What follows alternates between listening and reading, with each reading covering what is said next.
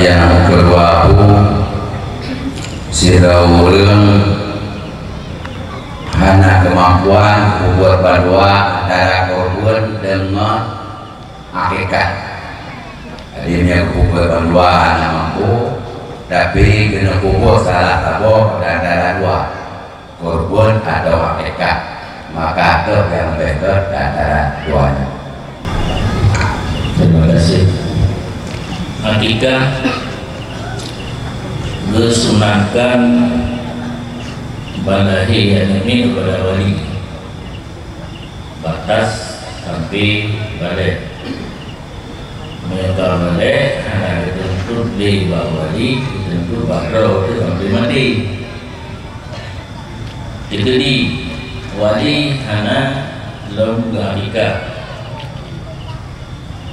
Bedanya kalau umum kabale terus atau terus untuk bahasa karena kesanggupan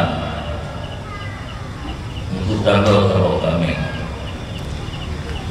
yang hanya juga yang kita yang tak utamakan cuma nyo pemikiran secara logika dan nyawa yang itu hakikat sangkut balahi sampai balik itu wali anak hukum mengata kira dalam hukum ina baru puasa dan tidak tahu kami tadi hakikat karena banduannya dipegang di kendaraan gedanya dengan badai bangkit dari kubur menuju padang mahsyar dan hanya beda hanya rumput dan kita bisa hakikat afanda ya yang berpulkin nova matasdi hanya juga beda kendaraan nyopi malamnya yang perintahnya itu bentuk motor kameng karena dilaci tinggal sekalian terbakar tinggal oleh lebih dari tubuh yang nak kulbun, nak hakikat, nak kenderaan cuma nak kulbun lah tidak urun yang hana kulbun dan hana hakikat amalan sahih amalan kebaikan diunjuk oleh Allah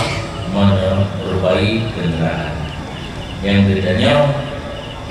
hanya biarkan saja dan tapak karena bedanya kebiasaan hidup di atas kendaraan kontrak kendaraan bedanya sulbi ayah masing-masing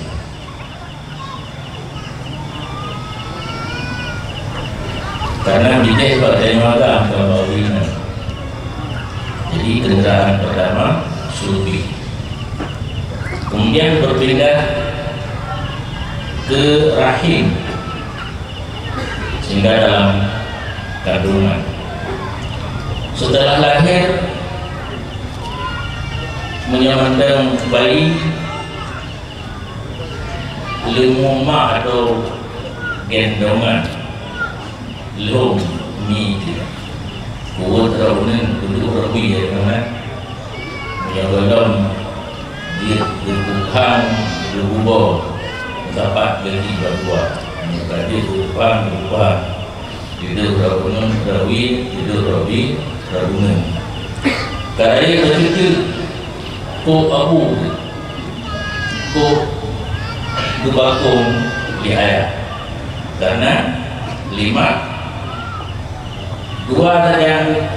tabok dalam teniku tabok dalam perut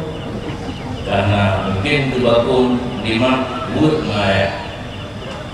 karena baju itu beritangan ini karena dalam hidup 3 bertangin ayah ini mana tadi dan menggunakan berbalik dijabati kita kalau tolingnya tujuan diikat oleh hadra nyok modern. Nah itu kita naraga itu orang mendapat boleh juga mendapat membawa ni membuat kita sampai gede meninggal pakai kendaraan yaitu bau cedera tulang. Jadi hidup dalam dunia selamanya memakai kendaraan Allah yang dibiarkan misalnya wajib bangkit daripada kubur menuju pada masa tanpa kendaraan. Fadillah ilham mengenal ikah